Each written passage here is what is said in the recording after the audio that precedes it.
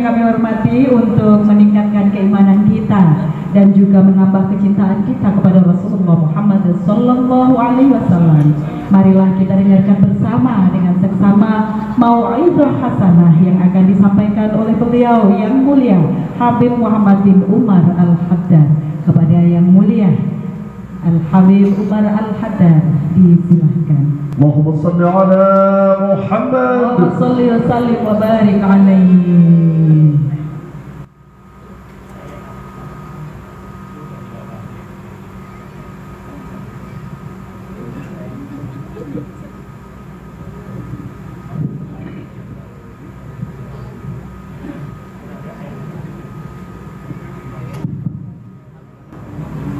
Bismillahirrahmanirrahim. Assalamualaikum warahmatullahi ta'ala wabarakatuh.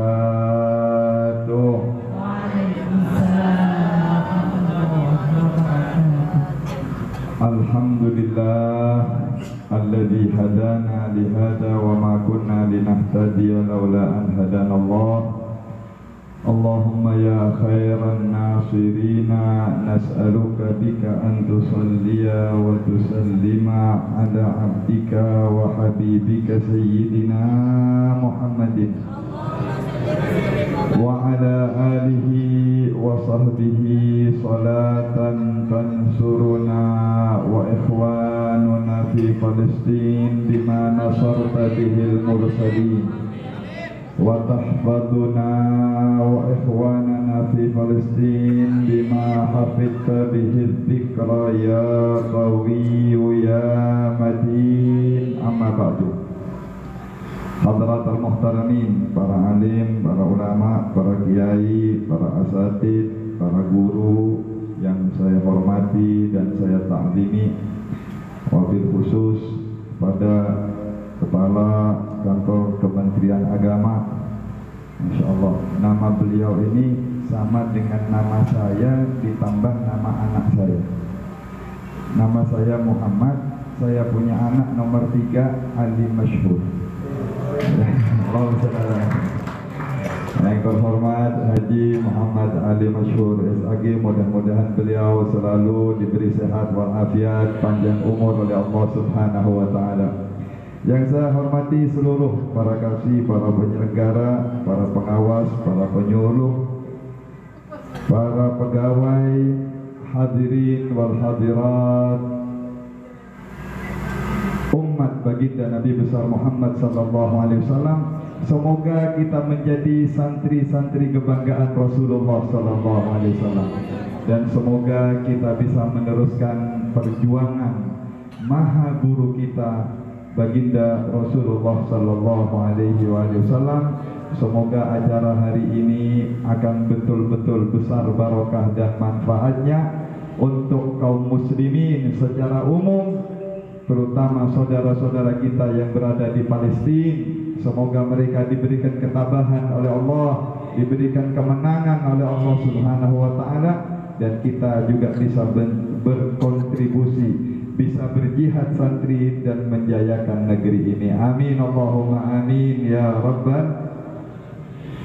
Tadi dari sambutan Ustadz Astono, saya mendapatkan beberapa inspirasi yang berkenaan dengan santri.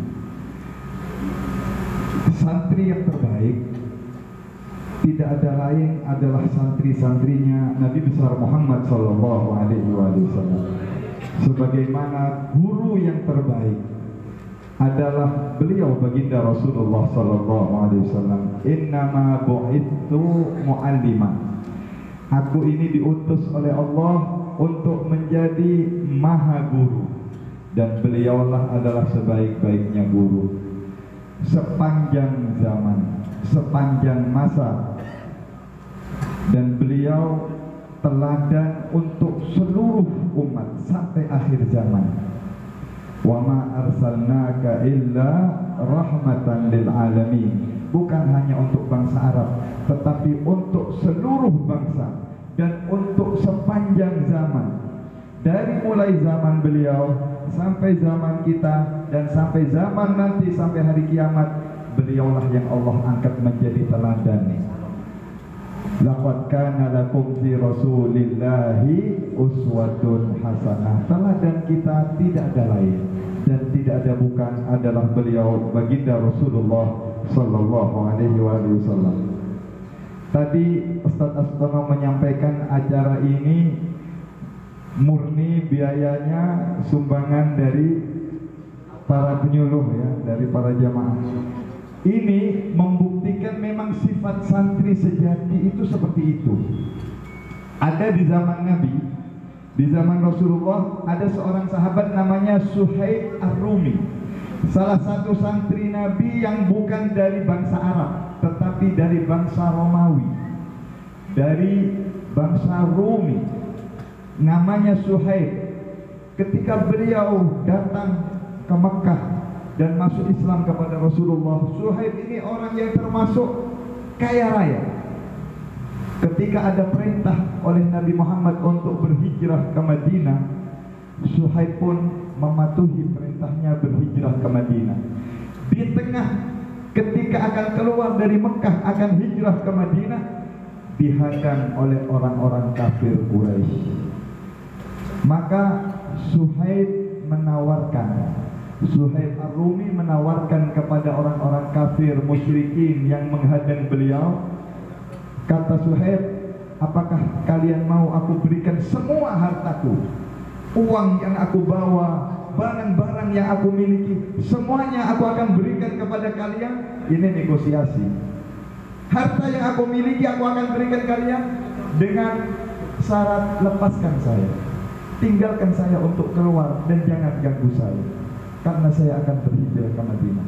Maka orang-orang kafir tersebut karena melihat banyaknya bawa barang bawaan dan harta yang dibawa oleh Suhaib, mereka menyetujui.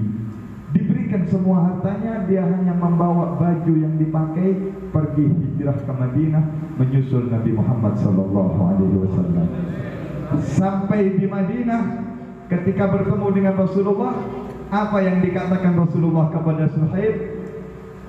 Suhaib ini punya anak namanya Yahya. Jadi dia dipanggil Aba Yahya, bapaknya Yahya. Sama seperti orang Indonesia. Orang Indonesia kalau punya anak namanya Kasim dipanggil Pak Kasim, gitu kan. Orang Arab seperti itu juga. Rasulullah punya anak laki yang pertama namanya Qasim, makanya Nabi dipanggil Abul Qasim. Suhaib punya anak namanya Yahya, dipanggil Aba Yahya, bapaknya Yahya. Ketika sampai di Madinah bertemu dengan Rasulullah, apa kata Rasulullah? Mengatakan kepada Suhaib yang dia menceritakan kejadiannya, hartanya semua dirampas, diambil dan dia berikan untuk berhijrah menyusul Rasulullah. Apa kata Rasulullah? Rabihal bay' ya Aba Yahya, Rabihal bay' ya Aba Yahya, Rabihal bay'. Wahai Abu Yahya, sungguh telah beruntung jual belimu. Sungguh telah beruntung jual belimu. Sungguh telah beruntung. Apa? Harta yang kau keluarkan semuanya demi untuk engkau mentaati perintahku untuk berhijrah ke Madinah. Sungguh telah beruntung jual belimu, wahai Aba Yahya. Sungguh telah beruntung engkau. Begitulah santri mempunyai sifat loyalitas, mempunyai sifat pengorbanan seperti yang sudah dicontohkan oleh pada hari ini. Mudah-mudahan sekali lagi kita menjadi santri-santri sebagaimana santrinya Rasulullah SAW, punya sifat pengorbanan, punya sifat loyalitas. Demi agama kita berkorban, demi negara kita berkorban. Bukan mencari keuntungan, tetapi kita mencari pahala di sisi Allah dengan mengorbankan sedikit banyak apa yang kita miliki untuk ikut berjihad, untuk ikut berjuang bersama Rasulullah, sehingga kita menjadi santri-santri yang mulia, santri-santri agung seperti santri-santrinya Rasulullah SAW. Tadi juga Ustaz Astono menyampaikan masalah kostum, pakaian. Ada seorang sahabat Nabi Muhammad SAW, usianya 16 tahun. Sahabat ini dia punya paman kaya raya, diberikan segala macam fasilitas, diberikan memberikan segala macam kekayaan kepada orang ini.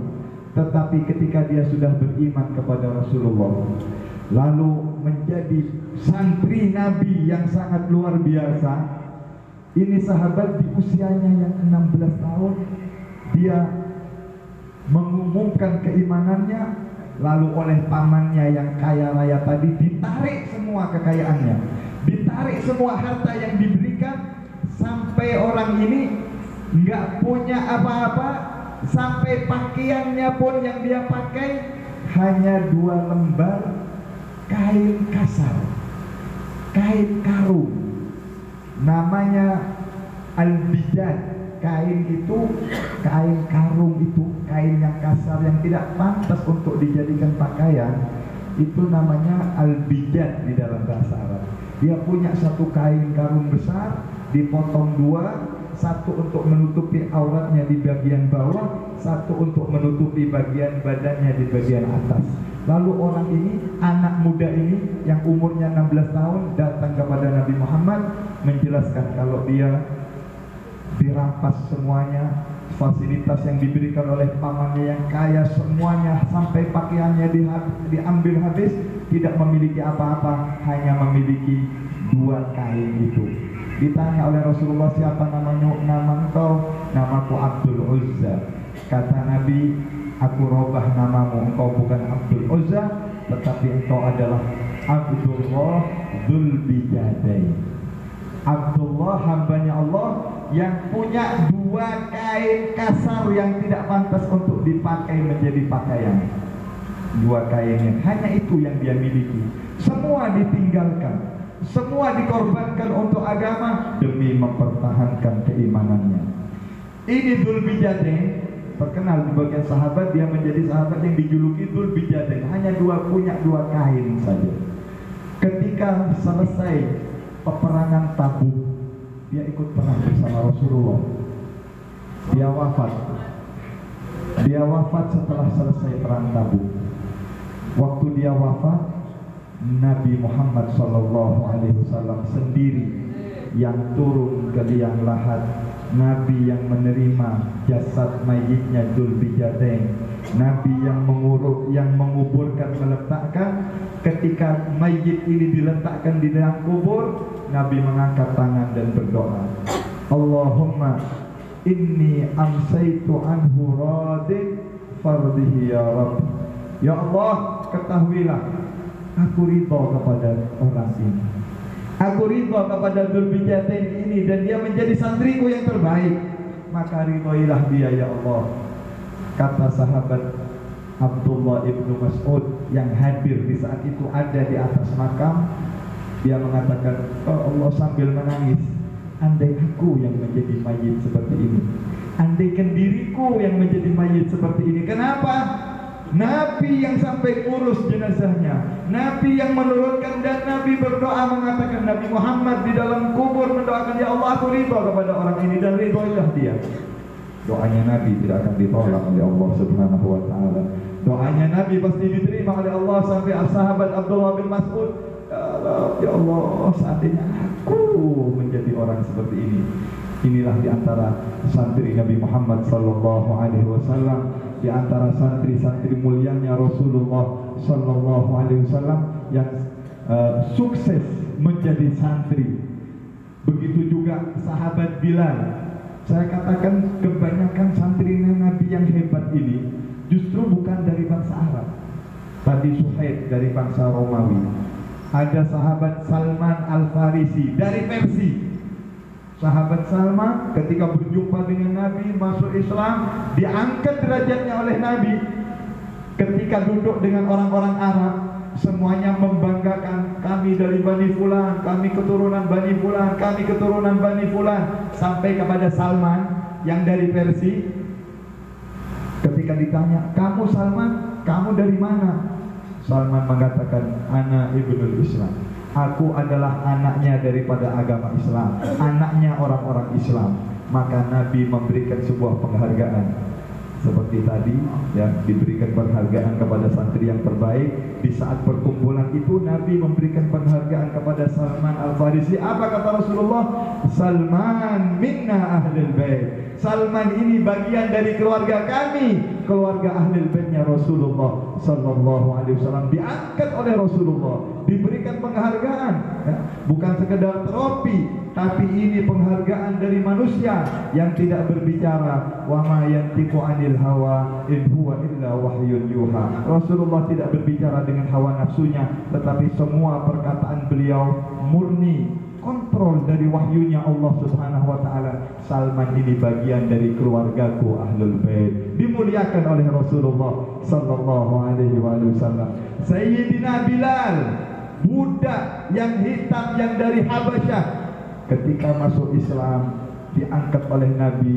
Setiap 5 waktu dia naik di atas Ka'bah, berada di atasnya Ka'bah yang dahulunya disiksa oleh majikannya. Saat dia masih belum beragama Islam, dihinakan, direndahkan, tetapi ketika masuk Islam, ikut Rasulullah, dimuliakan oleh Rasulullah, diangkat menjadi muadzinnya Nabi Muhammad, dia selalu berada di atasnya Ka'bah. Setiap beradzan dia selalu berada di atas Baitullah, dia azan, dimuliakan. Sampai Nabi mengatakan, "Ya Bilal, aku mendengar suara terompamu di dalam surga ketika aku Isra Mi'raj."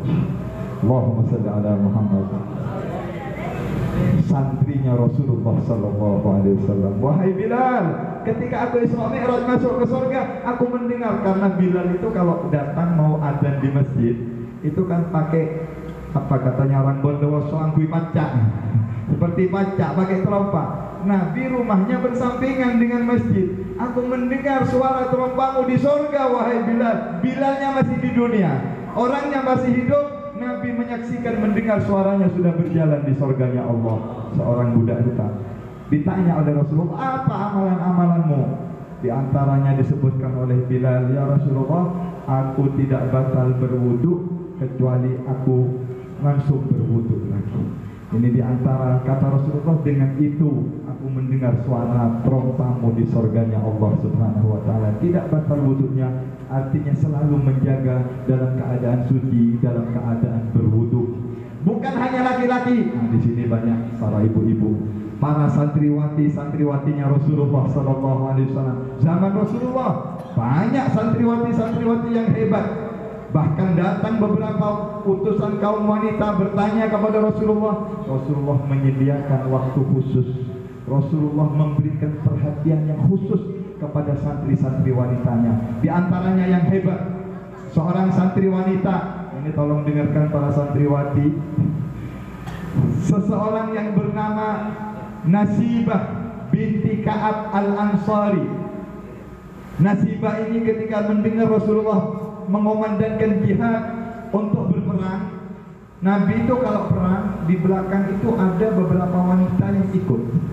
Untuk apa? Untuk mempersiapkan makanan, untuk mempersiapkan perlengkapan, untuk menangani nanti kalau ada korban-korban yang luka, membalut. Ada beberapa orang wanita yang ikut bukan berperang, bukan membawa pedang, tetapi sebagai seksi perlengkapan. Dan itu memang jihadnya kaum wanita. Jihadnya di bagian dapur, di bagian memasak, untuk membantu para suaminya, para lelakinya. Ketika mendengar panggilan jihad, maka Nasibah ini binti Ka'ab Al-Ansari, dia ikut berjihad bersama Rasulullah sallallahu alaihi wasallam. Kemudian di tengah-tengah peperangan, hampir sampai di tempat peperangan, dia mendengar ada seseorang kafir yang berkata, orang kafir tersebut berkata, "Hari ini adalah hari kematian Muhammad. Hari ini aku akan membunuh Muhammad." Mendengar orang kafir ini berkata seperti itu, di tengah perjalanannya, maka Nasibah binti Ka'ab, dia berusaha mencari pedang dan mengejar ini orang kafir. Kecemburuannya, kecintaannya kepada Rasulullah, dia mengejar ini orang kafir dan dia berperang. Nasibah ini membawa pedang, dia berperang. Namanya wanita perang dengan laki-laki, akhirnya dia tertusuk. Dia tertusuk dengan pedangnya si kafir tadi sampai terluka banyak darah. Tidak dibunuh oleh kafir ini, tetapi ditusuk beberapa tusukan sampai banyak berdarah daripada Nasibah binti Ka'ab al-Ansari. Ketika sudah banyak berlumuran darah, ada anaknya, putranya Nasibah ini ikut perang. Ketika melihat ibunya berlumuran darah tergeletak, anaknya ini berusaha untuk merangkul, menggendong ibunya. Apa kata ibunya? Kata Nasibah berkata kepada putranya, "Nak, jangan mikirkan ibu, jangan mikirkan darah yang mengalir, pikirkan Rasulullah. Itu ada orang kurang ajar mau bunuh Nabi Muhammad sallallahu alaihi wasallam. Tinggalkan ibu, sana kau bela Rasulullah sallallahu alaihi wasallam." Santriwatinya Rasulullah sallallahu alaihi wasallam ini wanita berlumuran darah, yang dia pikirkan bagaimana keselamatannya Rasulullah sallallahu alaihi wasallam, yang dia pikirkan bagaimana kejayaan daripada agamanya Rasulullah sallallahu. Dilarang anaknya, pikirkan dia mau nolong, mau membalut darahnya. Jangan pikirkan ibu, pikirkan Rasulullah. Sana kamu berjihad. Allahumma shalli ala Muhammad. Mereka lah di antara santri-santri hebatnya Rasulullah sallallahu alaihi wasallam. Karena itu para hadirin, para hadirat, mudah-mudahan kita yang hidup di zaman ini bisa ikut berjuang bersama Rasulullah sallallahu alaihi wasallam. Sebagai penutup terakhir, sebenarnya saya nggak pantas, saya di sini paling muda yang hadir ini, banyak para guru-guru saya, tapi dipaksa oleh beliau dan oleh Bapak Kepala ini. Mudah-mudahan berkah dan manfaat insyaallah. Ketika perang kaum muslimin dengan bangsa Romawi, para sahabat-sahabatnya Rasulullah, perang yang dipimpin oleh Sayyidina Khalid bin Walid, jumlah sahabat Rasulullah 3.000 berhasil mengalahkan bangsa Romawi yang jumlahnya 200.000. Gimana itu?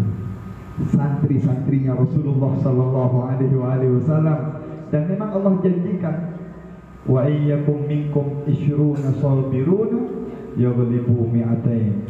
Kalau ada 20 orang kaum muslimin yang imannya kuat, santri yang murni santri dan bersabar kepada Allah, bisa mengalahkan 200. 3.000 bisa mengalahkan 200.000 santri-santri terdidik daripada didikan Rasulullah sallallahu alaihi wasallam. Sampai Raja Romawi minta bantuan. Raja Romawi minta bantuan kepada Raja Cina, tolong bantu kirimkan kami pasukan, kami kewalahan menghadapi umat Islam. Ditanya oleh Raja Cina, kenapa kalian kewalahan menghadapi pasukan, menghadapi musuh yang jumlahnya lebih sedikit? Apa itu sifat mereka? Dijawab oleh Raja Romawi, ini sifat yang perlu untuk kita hidupkan, terutama para santri. Kata Raja Romawi, ini yang ngomong orang kafir. Raja Romawi yang ngomong kepada Raja Cina, sifatnya orang Islam itu punya dua sifat. Kalau malam mereka selalu yatluna kitabullah, mereka selalu di malam hari menghiasi waktu-waktunya untuk membaca kitab Allah, membaca Al-Quranul Karim. Karena itu kita yang ingin menjadi santrinya Rasulullah, jangan sampai malam hari kita tidak ada bacaan-bacaan Al-Quran. Hidupkanlah Al-Quran di rumah-rumah kita, hidupkanlah Al-Quran di madrasah-madrasah kita, di kampung-kampung kita, dan kepada orang-orang yang berada di sekitar kita. Kata Raja Romawi, sifatnya itu orang Islam kalau malam mereka selalu bangun salat malam, yatluna kitab Allah, dan selalu membaca Al-Quran. Zaman sekarang ini banyak orang yang baca berita, baca media sosial, siang malam mereka baca, tetapi nggak punya waktu untuk membaca Al-Quranul Karim, nggak punya waktu untuk membaca berita yang datang dari Allah, disampaikan kepada semulia-mulianya makhluk Rasulullah sallallahu alaihi wasallam, yang di dalamnya ada kabar-kabar pasti tentang masa depan yang akan kita alami semuanya. Kita akan memasuki alam barzakh, setelah alam barzakh ada alam akhirat, alam kebangkitan, semuanya kita akan melewati hal tersebut, dan kabar pastinya itu sudah ada di dalam Al-Quranul Karim. Sifat yang pertama, kata Raja Romawi, sifatnya orang Islam selalu malam harinya dihiasi dengan membaca Al-Quran. Sifat yang kedua, orang Islam itu di siang harinya mereka saling mencintai, mereka saling menghormati satu sama lain. Kecintaannya itu melebihi kecintaannya kepada dirinya sendiri.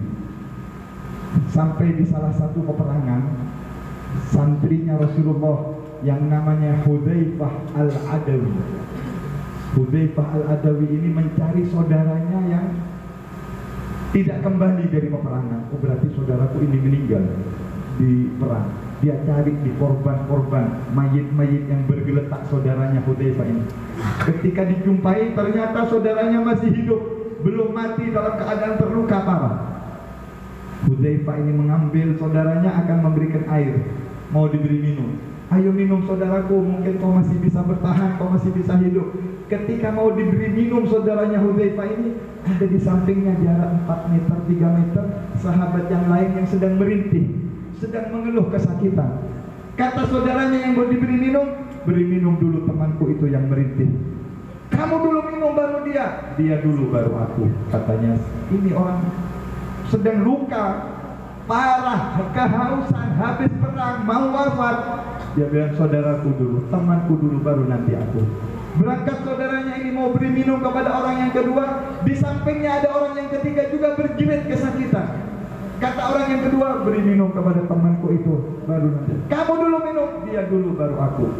Ini sama-sama haus, sama-sama membutuhkan air. Berangkat ke orang yang ketiga, mau diberi minum orang yang ketiga, terlebih dahulu wafat, belum sempat minum. Balik ke orang kedua, mau diberi minum, yang kedua wafat juga belum sempat minum. Balik kepada saudaranya yang pertama, mau diberi minum juga wafat, nggak sempat minum. Tiga-tiganya nggak ada yang minum. Al-Quran Allah menceritakan sifat sahabat ini, wa yu'thiruna ala anfusihim walau kana bihim khasasah. Mereka berkorban untuk orang lain, mereka memberikan yang terbaik untuk, walaupun mereka sangat membutuhkan, tetapi yang dia pikirkan bagaimana keselamatan orang lain, bagaimana kebahagiaan dan kesenangan orang lain. Nanti aku yang terakhir. Inilah sifatnya Rasulullah SAW. Nabi itu kalau sudah sahabat sering mengganjel batu di perutnya karena lapar, ketika dibuka di perang Khandaq, ada puluhan sahabat mengganjil batu karena kelaparan. Nabi dibuka, ada 2 batu di perutnya Rasulullah. Lebih lapar lagi Rasulullah. Pengorbanan beliau lebih besar. Mudah-mudahan kita bisa mencontoh santri-santri terbaik didikan Rasulullah SAW, dan di zaman ini kita bisa juga berjihad sesuai dengan keadaan zaman kita dan menjadi santri-santri terbaiknya Rasulullah SAW. Semoga kantor Kementerian Urusan Agama Bondowoso selalu diberi riayah, inayah, petunjuk, perlindungan oleh Allah Subhanahu wa Ta'ala. Semoga kita semuanya yang bertugas bisa menjalankan tugas-tugas kita dengan yang terbaik.